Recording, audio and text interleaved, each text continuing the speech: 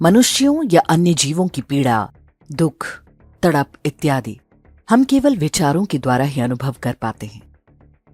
अपने अतिरिक्त किसी भी अन्य व्यक्ति के लिए हमें क्या अनुभव करना है, ये हमें परिवार और समाज सिखाता है। अपने किसी सगे संबंधी के साथ कुछ बुरा हो तो हम भी उसकी पीड़ा को अनुभव करते हैं। ये अनुभव एक परिवार का होने के कारण होता है। एक राष्ट्र के रूप में भी हम अन्य नागरिकों की पीड़ा को अनुभव कर सकते हैं। जब हम पूरी मानवता के साथ स्वयं को जोड़ते हैं तो हर मनुष्य का दुख हमें अपना लगने लगता है। पीड़ा के कुछ अनुभव ऐसे भी होते हैं जो हम अपने समाज और संस्कारों से सीखते हैं। उदाहरण के लिए, बचपन से हर हिंदू को बताया जाता है कि सभी जीवों पर दया करो, किसी को मत सताओ। किसी के साथ कुछ भी बुरा करोगे तो अपने कर्मों का फल भुगतना ही पड़ेगा, इस जन्म में ना सही अगले जन्म में। किसी जैन को उसका समाज ही सिखाता है कि एक चींटी को भी नहीं मारना है। अनजाने में कोई मौखिक हिंसा हो गई हो तो उसके लिए भी क्षमा प्रार्थी होना चाहिए। एक सिख व्यक्ति बचपन से ही दया और सहायता के गुणों को धारण करता है। जो बौद्ध हैं वो अपने समाज से ही अहिंसा के गुणों को पाते हैं।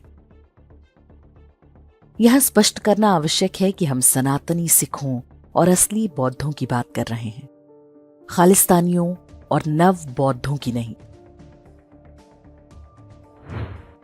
दूसरी ओर अरब से आया रेगिस्तानी मजहब है।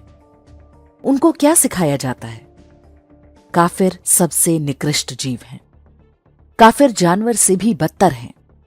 उन्हें जहां देखो मार डालो, उनसे घृणा करो, उन्हें अपमानित करो, घेरो, लूटो और बलात्कार करो। ये सारी बातें उनकी आसमानी किताब में लिखी हैं।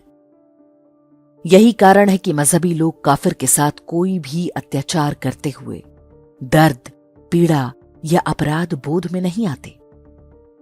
हिंदुओं पर कोई आतंकवादी हमला हो, हिंदुओं के पर्व त्योहारों पर हमले हों, लव जिहाद की आड़ में होने वाली हत्याएं हों या किसी भी अन्य प्रकार का मजहबी षड्यंत्र, उस समुदाय में आप कभी भी ऐसी किसी घटना को लेकर कोई दुख या पीड़ा नहीं पाएंगे। कोई काफिर मरे तो ये उनके लिए प्रसन्नता व्यक्त करने का अवसर होता है। किसी भी व्यक्ति या समाज में जब पीड़ा का अनुभव समाप्त हो जाता है तो वो दूसरों के लिए एक त्रासदी बन जाता है। ऐसे व्यक्ति या समाज के साथ सह अस्तित्व की कल्पना करना भी आत्मघाती है।